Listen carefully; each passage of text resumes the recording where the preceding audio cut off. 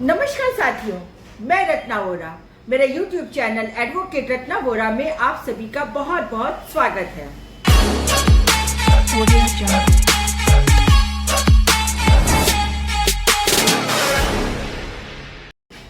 साथियों, जैसा कि आप सभी जानते हैं कि आरएसएस और बीजेपी वालों ने एड़ी चोटी का जोर लगा दिया, पूरी ताकत लगा दी राहुल गांधी जी की इमेज को बिगाड़ने के लिए।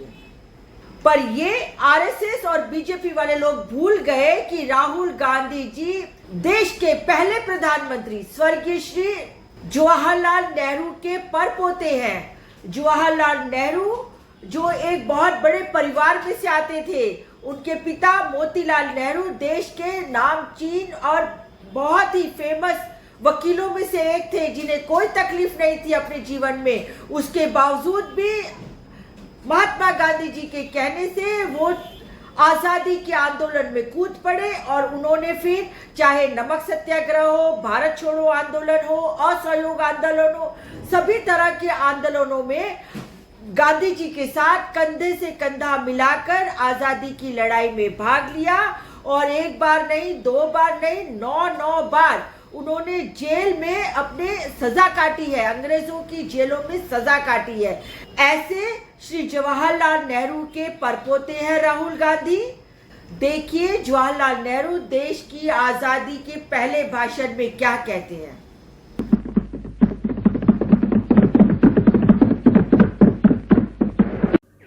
Long years ago, we made a tryst with destiny, and now the time comes when we shall redeem our pledge, not wholly or in full measure, but very substantially. At the stroke of the midnight hour, when the world sleeps, India will awake to life and freedom. Rahul Gandhi का मजाक उड़ाने वाले ये RSS और BJP वाले लोग भूल गए कि राहुल गांधी स्वर्गीय श्रीमती इंदिरा गांधी के पोते हैं और इंदिरा गांधी ने देश की सेवा करते करते अपनी जान के खून का एक एक कतरा बहा दिया। देखिए क्या कहती हैं स्वर्गीय श्रीमती इंदिरा गांधी जी, पहली भारत देश की प्रधानमंत्री, आयरन लेडी ऑफ इंडिया। मुझे चिंता नहीं है कि मैं जीवित रहूं या नहीं रहूं, मेरी लंबी उम्र रही है और मैं ये इस पर मुझे अगर गौरव किसी चीज पर है तो इस पे है कि सारा जीवन मेरा सेवा में गया, केवल इसके गौरव है और किसी चीज पर।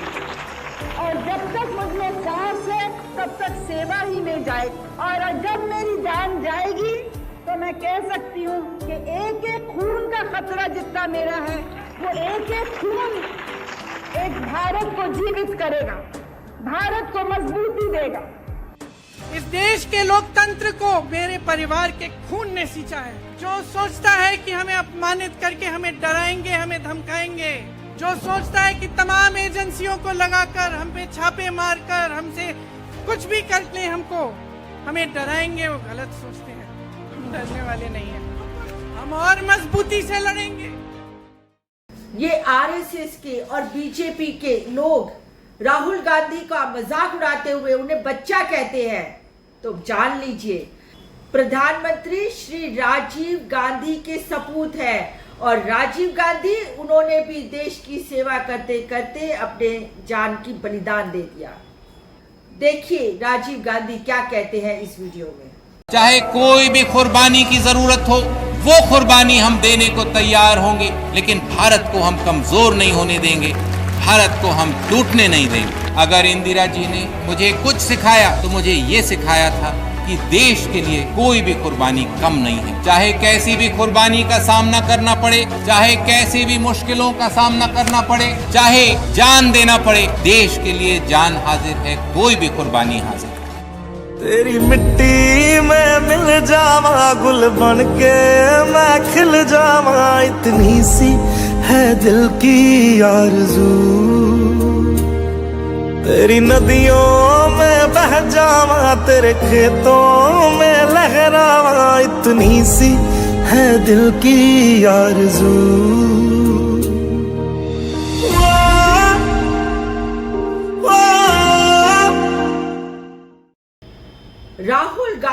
बदनाम करने वाले ये आरएसएस और बीजेपी वाले लोग ये भूल गए कि राहुल गांधी एक ऐसी माँ का बेटा है जिस माँ का नाम करुणामयी, ममतामयी और त्याग की मूर्ति के तौर पे देखा जाता है।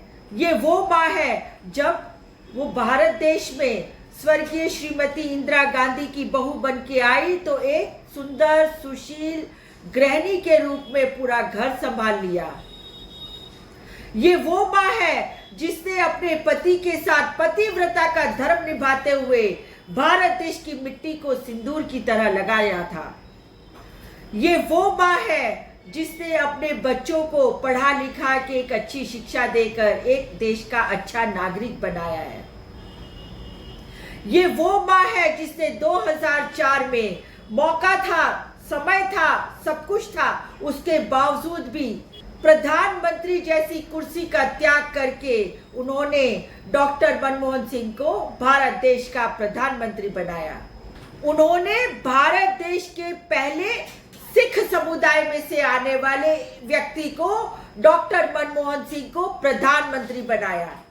ऐसी त्याग, करुणा, ममता की मूर्ति श्रीमती सोनिया गांधी जी के बेटे हैं राहुल गांधी।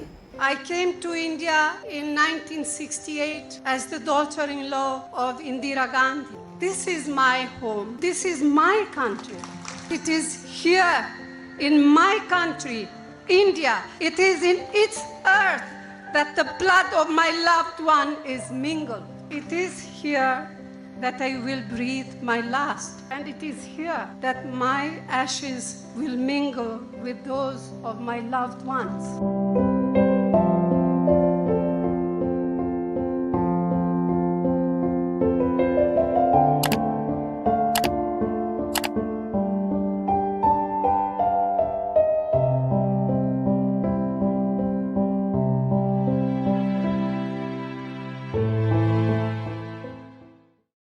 अब ये आरएसएस और बीजेपी वाले लोग राहुल गांधी के ऊपर परिवारवाद का आरोप लगाते हैं। अरे आप में से किसी के भी परिवार ने इतनी कुर्बानियां, इतनी बलिदान, इतनी सेवा देश के लिए की है? ये बीजेपी के नेताओं में कौन ऐसा नेता है? अगर ये सरदार वल्लभ भाई पटेल का नाम ले, चाहे वो सुभाष चंद्र बोस का नाम ले, चाहे वो किसी का भी नाम ले, वो सब के सब लोग भारतीय जनता पार्टी के साथ की विचारधारा वाले नहीं, परंतु कांग्रेस के विचारधारा वाले लोग थे, जिन्होंने देश को आजाद करने के लिए अपना बलिदान दिया, खून पसीना एक किया है। घूम फिर के इनके पास एक ही नेता है और वो है सावरकर। सावरकर का इतिहास सब जानते हैं, अच्छी तरह जानते हैं कि सावरकर कौन थे और क्या थे। यही सावरकर ने ब्रिटिशरों की गुलामी मंजूर कर दी। एक बार नहीं, दो बार नहीं, 13 बार चिट्ठियां लिख लिख के अपनी काला पानी की सजा खत्म करवाने के लिए माफी मांगी है। और माफी तो मांगी, साथ में ये भी कहा कि आप जो कहेंगे वो मैं करने को तैयार हूं। ये है वीर सावरकर। अब ये लोग राहुल गांधी के परिवार के बारे में बात करते हैं, परिवारवाद के बारे में बात करते हैं, इनको कोई अधिकार नहीं है। जय शाह कौन है? बीसीसीआई के सेक्रेटरी, हमारे गृह मंत्री अमित शाह के बेटे हैं। अब जैसा कि आपको मालूम है कि राजनाथ सिंह के बेटे पंकज सिंह हैं, कल्याण सिंह के बेटे राजवीर सिंह हैं, बृजभूषण शरद सिंह के बेटे प्रतीक भूषण हैं। अब प्रेम सिंह धूमल जो सीएम रह चुके हैं, उनके बेटे अनुराग ठाकुर जो यहाँ पे कैबिनेट मंत्री हैं।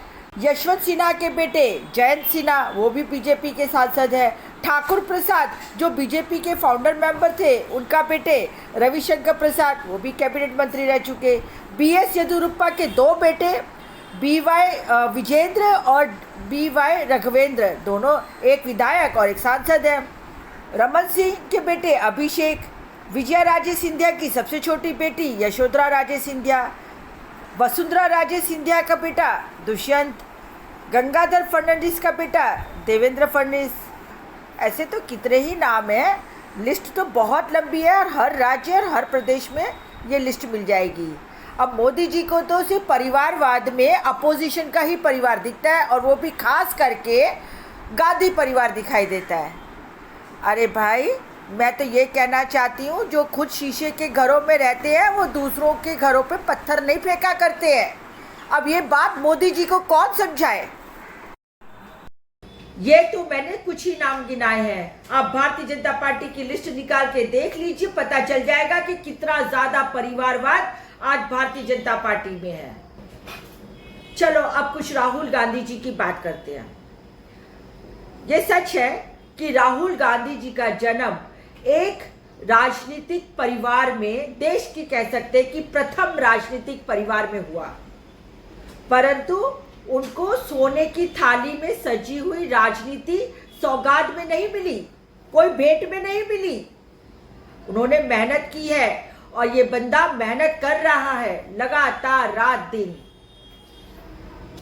परंतु राहुल गांधी की छवि को बिगाड़ने के लिए ये आरएसएस और ये बीजेपी वालों ने करोड़ों करोड़ों रुपए खर्च कर डाले गोदी मीडिया के पीछे, व्हाट्सएप यूनिवर्सिटी के पीछे, इनके आईटी सेल के पीछे।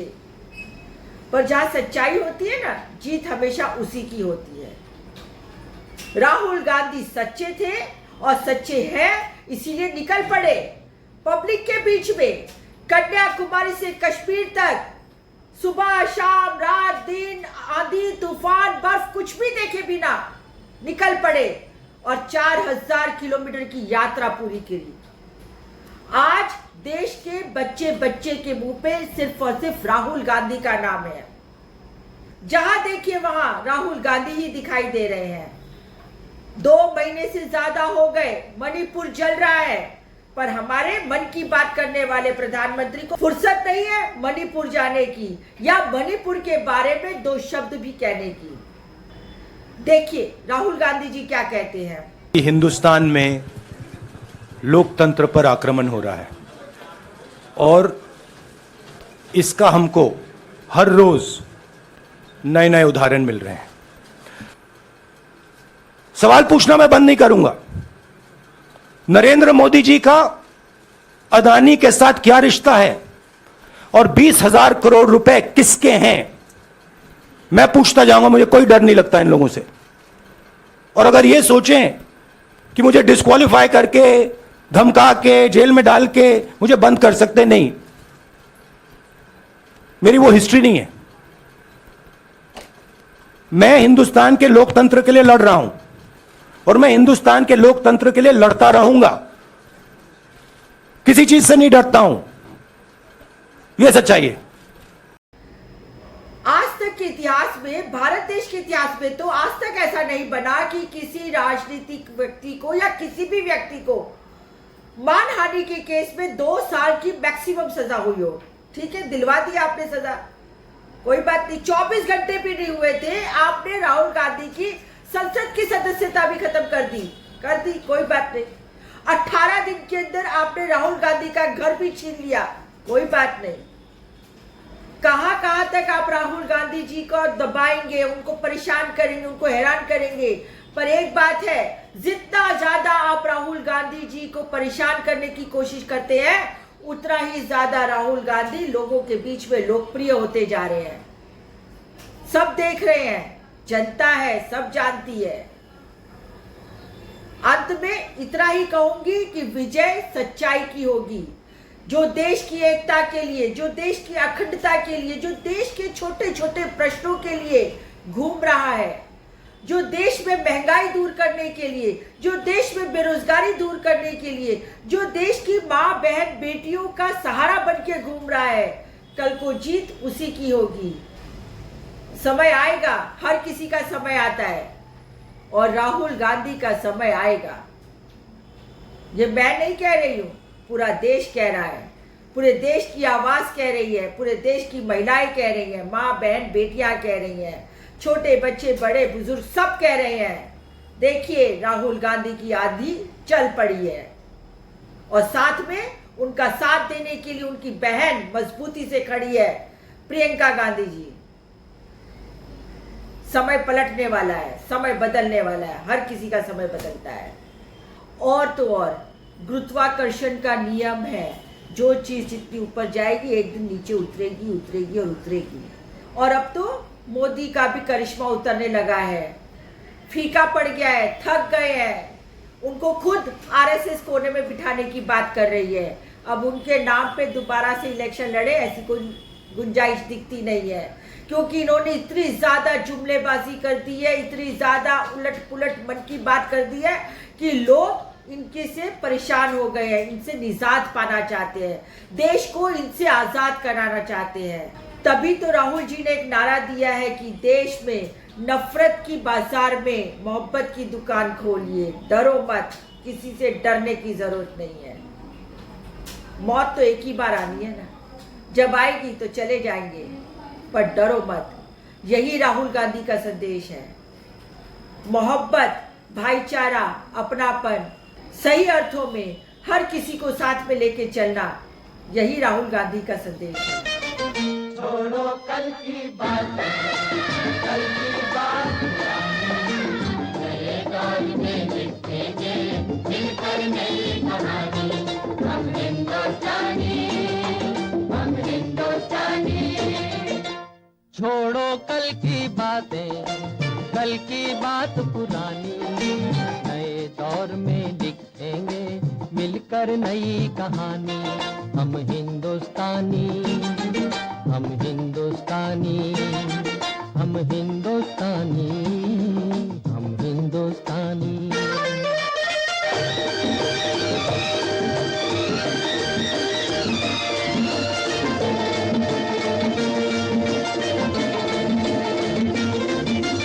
आज पुरानी जंजीरों को तोड़ चुके हैं, क्या देखें उस मंजिल को जो छोड़ चुके हैं। चांद के दर पे जा पहुंचा है आज जमाना, नए जगत से हम भी नाता जोड़ चुके हैं। नया खून है, नई उमंगे, अब है नई जवानी। हम हिंदुस्तानी, हम हिंदुस्तानी, हम हिंदुस्तानी, हम हिंदुस्तानी। साथियों, आज बस इतना ही। आगे फिर मिलूंगी एक नई वीडियो के साथ। यदि आपको ये मेरा वीडियो पसंद आया हो तो मेरे वीडियो को लाइक कीजिए और सब्सक्राइब कीजिए मेरे चैनल एडवोकेट रत्ना वोरा को, और ज़्यादा से ज़्यादा शेयर कीजिए। फिर मिलती हूँ एक नई वीडियो के साथ, तब तक के लिए नमस्कार।